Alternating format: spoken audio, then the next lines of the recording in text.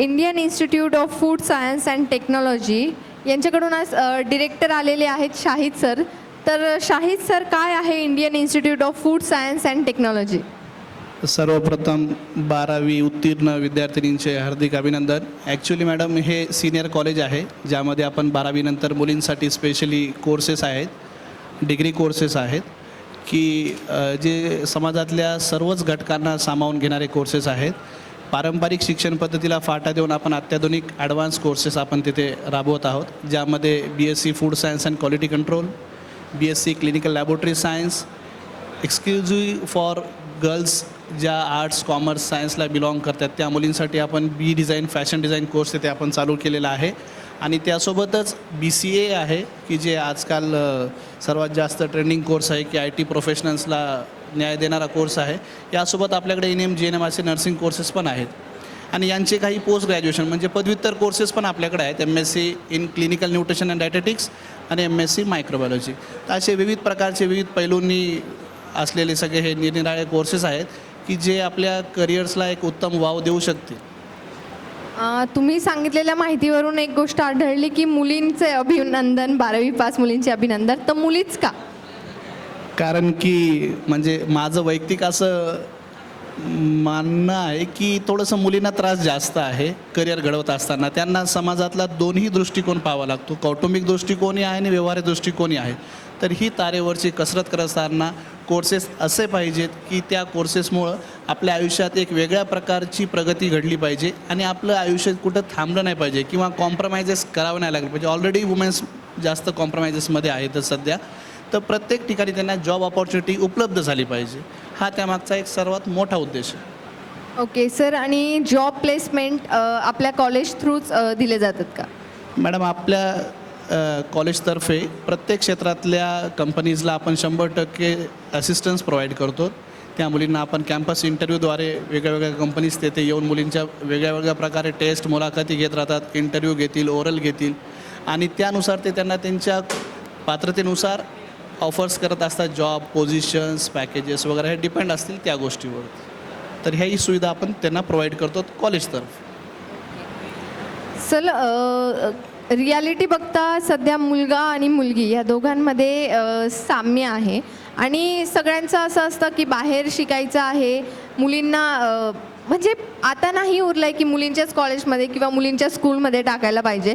आणि तुम्ही वेगळा दृष्टिकोन किंवा मुलींची तारांबळ होऊ नये त्यासाठी तुम्ही एक वेगळी कॉन्सेप्ट घेऊन आलेला आहात. तर तुमच्याकडे ॲडमिशन्स आहेत का किंवा कसा कल आहे तुमच्या कॉलेजकडे मुलींचा? ॲक्च्युली हे सर्व जे कोर्सेस आहेत ते थोडेसे अनअवेअरनेस असलेले कोर्सेस आहेत, पण आता बऱ्यापैकी अवेअरनेस या कोर्सेसला आलेला आहे. मॅडम, आपण पाहत आहोत की शेती उपयोगी जमीन दिवसेंदिवस कमी होत आहे.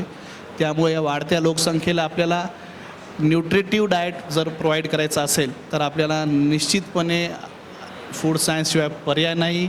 फूड सायन्स म्हणजे काय? फूड सायन्स म्हणजे अन्नपदार्थ बनविण्याच्या कार्यपद्धती वेगवेगळ्या प्रकारे. आपण एकच फूड मोस्ट ऑफ द भरपूर वेगळ्या प्रकारे त्याला तयार करू शकतो, प्रिझर्व करू शकतो आणि लोकांपर्यंत चांगल्या हायली न्यूट्रिटिव्ह व्हॅल्यूजद्वारे पोहोचवू शकतो. मेट्रो सिटीजमध्ये फूड सायन्स ही कॉन्सेप्ट घराघरात आहेत, बट आपल्यासारख्या सिटीमध्येच किंवा खेड्यापाड्यांमध्ये फूड सायन्स ही गोष्ट कुणाला माहीतच नाही आहे. मेन एज्युकेशन सिस्टीम बघितली तर लोकांना फक्त BBA, MBA, इंजिनिअरिंग आणि मेडिकल ह्याच गोष्टी माहीत आहे. आणि फूड सायन्स आणि त्यात स्पेशली मुलींना पुढं घेऊन जाण्याचा हेतू सर तुमचा हा फार छान आहे आणि लोकमतद्वारे तो हेतू आज आपल्या मंचावर आला, त्यासाठी खूप खूप धन्यवाद. आणि टेक्नॉलॉजीबद्दल काय सांगाल सर? मुली असून सुद्धा टेक्नॉलॉजीमध्ये त्या कितपत पुढे जाऊ शकतात? मॅडम, अतिशय छान प्रश्न विचारला तुम्ही, कारण की मुली या हायली टेक्नोसॅव्ही आहेत सध्या. कारण की त्यांच्यामध्ये निर्णय घेण्याची क्षमता पुरुषांपेक्षा जास्त चांगली आहे आणि नवीन काहीतरी करणं म्हणजे ज्याला आपण क्रिएटिव्ह किंवा इनोव्हेटिव्ह म्हणतो, या गोष्टी करण्याची मानसिकता मुलींमध्ये जास्त आहेत. लॉयल्टी जास्त आहे. जॉब करत असताना स्टेबिलिटी जास्त आहे. कंपनीला डिव्होटिव्ह स्टाफची गरज असते किंवा ऑर्गनायझेशनला कोणतीही संस्था असेल तर लोकमतच्या माध्यमातून हेच फक्त आम्ही तळागाळापर्यंत संदेश देण्याचा प्रयत्न करत आहोत की समाजातील आपल्याही भागातील ज्या मुली आहेत त्यांनीही अतिशय अद्ययावत शिक्षण प्रणालीला अवलंबावं. आता छत्रपती संभाजीनगर ही छोटं राहिलेलं नाही, आपण मेट्रो सिटीमध्ये जवळपास आता समाविष्ट झालेले आहोत त्यामुळे मला वाटते की ही जे कोर्सेस आहेत हे कोर्सेस करून मुली एक सिस्टमॅटिक करिअर आपल्यासाठी सॅटिस्फॅक्टरी प्रोग्रेस करू शकतील. सर आपल्या कॉलेजमध्ये फक्त प्रॉपर छत्रपती संभाजीनगरमधल्याच मुलींचे ॲडमिशन्स आहे किंवा आजूबाजू खेड्यातील काही मुलींचे, आणि त्या जर आजूबाजूच्या खेड्यातल्या मुलींचे ॲडमिशन्स आहेत तर आपल्याकडून त्यांना काही सुविधा प्रोव्हाइड केल्या जातात का? मॅडम, माझ्या Indian institute of food science and technology कॉलेजमध्ये पुणे, मुंबई, नागपूर, विदर्भातूनही ॲडमिशन्स आहेत आणि ग्रामीण भागातून आहेत. म्हणजे सर्वसमावेशक असलेल्या मुली त्या ठिकाणी शिक्षण घेत असतात. तर हे घेत असताना फक्त थोडासा त्या दृष्टिकोनामध्ये फरक असाच पडतो की ग्रामीण भागातल्या मुलींना थोडंसं इंग्रजी वगैरे याचं व्याकरण वगैरे गोष्टी प्रॉपरली माहीत नसतात, कोणता वर्ड कुठं वापरावा. तर ही गोष्ट आपण त्यांना एक विशिष्ट, आपण ज्याला क्लासेस म्हणत असतो, अशा विशिष्ट क्लासेसद्वारे आपण त्यांचं समुपदेशन करत असतो.